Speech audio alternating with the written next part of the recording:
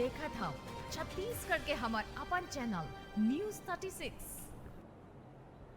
जय जोहार, स्वागत है अपन के न्यूज 36 छत्तीसगढ़ के आवाज में। मैं हूं अपन संग प्रकाश। अब बेरा हो गया अब तक के बड़का समाचार के ऊपर एक नजर डाले के तो आवा देखन बड़का समाचार।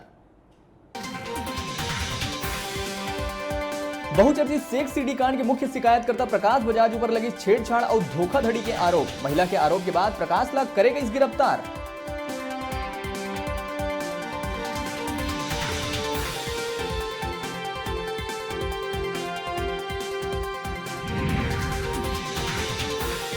पुलिस विभाग में नक्सल मुक्त राज्य बनाए बर चलाए जाते अभियान। नक्सली मन के करे जाते धरपकड़। यही कड़ी में दंतेवाड़ा में पुलिस 2 नक्सली मन ला करी गिरफ्तार। विस्फोटक और लाल कपड़ा करे गए बरामद।